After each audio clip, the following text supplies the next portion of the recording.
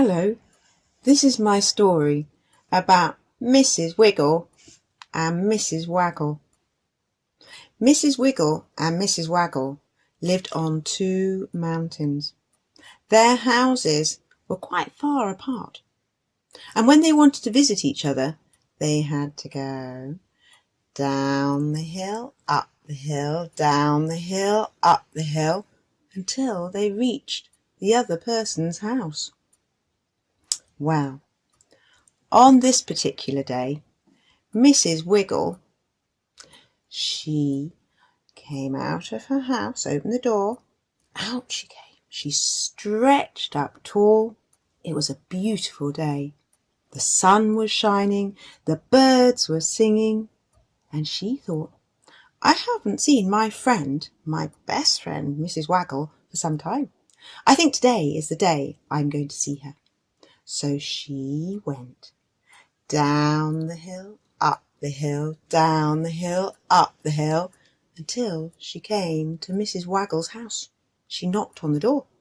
Knock, knock, knock, knock. Mrs. Waggle, are you at home? No answer. She knocked again.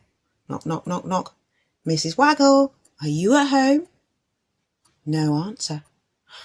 Mrs. Wiggle thought, perhaps she's in town. Perhaps she's in a queue in a shop. I shall have to visit another day. So she returned home like this. Down the hill, up the hill, down the hill, up the hill, until she got to her own house. And because it was evening, she opened the door. She went inside. She shut the door and went to sleep.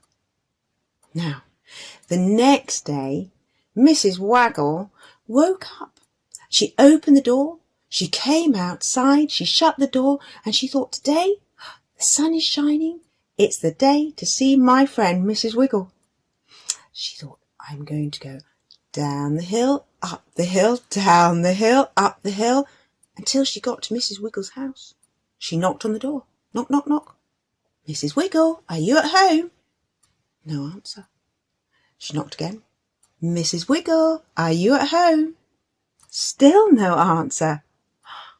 Mrs. Waggle thought, I know, Mrs. Wiggle must be going to town, and I bet she's going to go to her favourite cafe and she'll eat her favourite piece of cake. She thought, I'll call again another day.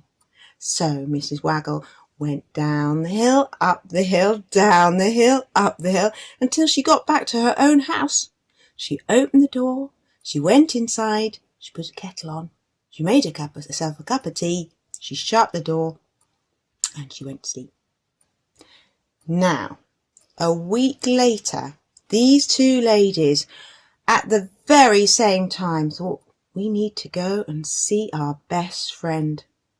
And because it was a sunny day, they opened their doors, they came outside, they shut their doors, they stretched up tall towards the sun.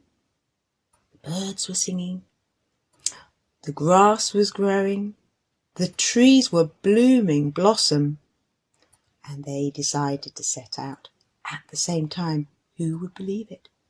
They went down the hill, up the hill, and they met on the hill in between.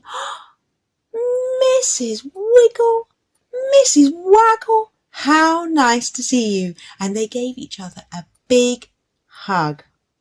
We've left it so long to see each other, and it's so good to catch up on news.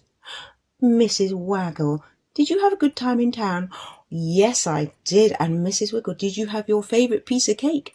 I did. It was delicious. We mustn't leave it too long. And they gave each other another big hug. And they gave each other a little kiss on the cheek. And they said, goodbye, see you again soon. And they went down the hill, up the hill, back to their own houses. They opened the doors. They went inside. They settled down for the night. And you know, that night they slept tight. They'd had such a busy, nice day seeing each other. And that's the end of my story about Mrs. Wiggle and Mrs. Waggle. And if it's your bedtime, I hope you too sleep as well as those two ladies did. Sleep well, sleep tight. Don't let the bed bugs bite. Thank you for listening to my story. Good night. Bye-bye.